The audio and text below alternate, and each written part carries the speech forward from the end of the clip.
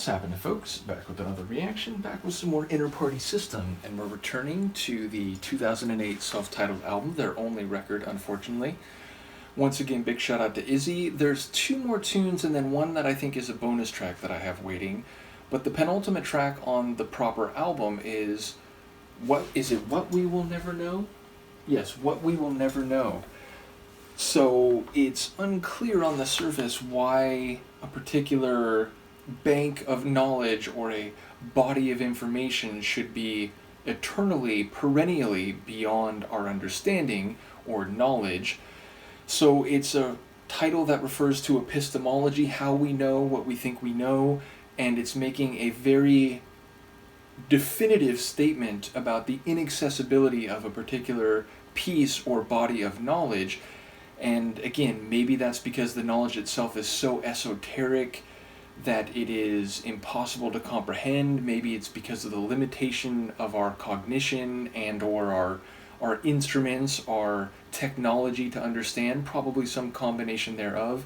Maybe the we is more narrow than humanity more broadly. It could be about two people who, for all their connection, just can't figure something out and thus can't make the dynamic work. So I feel like it could be more focused than perhaps the title would lead you to think, or at least as my brain initially took it to be a broad statement about humanity. Maybe it's not that.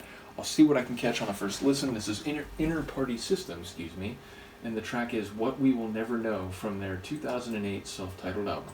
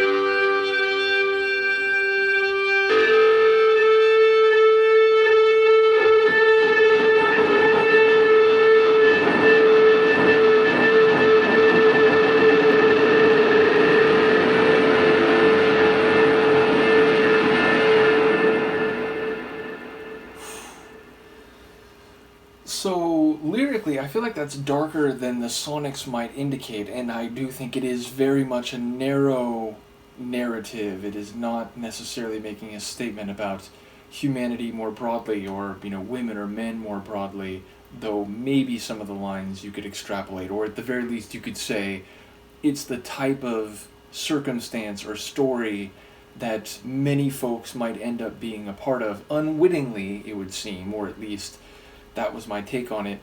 Which is further to say, it sounds like a nightclub or a dance party type of environment, and this woman is dancing on the dance floor, feeling alive, and maybe putting out the vibe a little bit, and there's a guy, maybe multiple guys, but there's one particular guy who's very interested, and they start feeling good with each other, they're having some vibes together, and it sounds like he gives her something, and maybe it's like, hey, this will make you feel good tonight, and this will be part of what we're doing.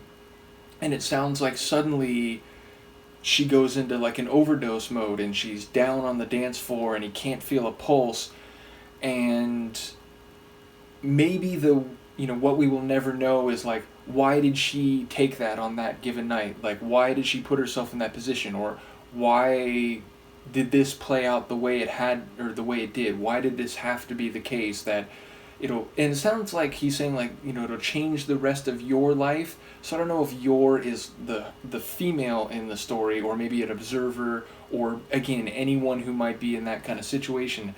But yeah, it sounds like she ODs and her life is over, and it's like, did it have to play out this way? Or, what would make a human be willing to take that risk in this scenario? So maybe, again, it is, at least on some level, making a statement about, human nature. That's, we want these experiences of exuberance and catharsis and passion, and we want to meet strangers and, dance with them and have maybe intimacy. But because of, the sort of more material aspects of harsh everyday life, sometimes, a chemical and, a high heartbeat, or like whatever it is, or heart rate, ultimately, this could happen. And so what we'll never know is, why does it happen this time and not that other time? Why does it happen, for someone who's in the peak of their youth and seemingly in good health? Like, it feels like there's maybe questions being asked that, again, the random character of outcomes, of probability, is one of those things where, why this particular outcome versus that particular outcome, if you look at it, very independently and singularly, there is like a how, why, like what? Though again, if you study empirical data and so on, and, if you keep diligent in the way you're looking at a longer expanse of time, a greater number of outcomes, and, armed with knowledge of some measure of quantitative probability, then on a long enough timeline, something like this happening is predictable and understandable, even if in the particular incident, it's always going to be a surprise. So yeah, I don't know if any of that is running in the right direction. I don't even know if she actually dies, and I don't know the degree of malintent maybe on the part of the guy. So yeah, there's like some holes in my understanding on this first listen, but as far as I can tell, it's about a woman in a nightclub who takes something, it's maybe too much, it stops her heart, she's not breathing on the dance floor, and there's a question of, whether this was predictable, whether this is something that makes sense in terms of decision making or whatever. So I look forward to hearing Izzy comment on this one. I do enjoy the sonics.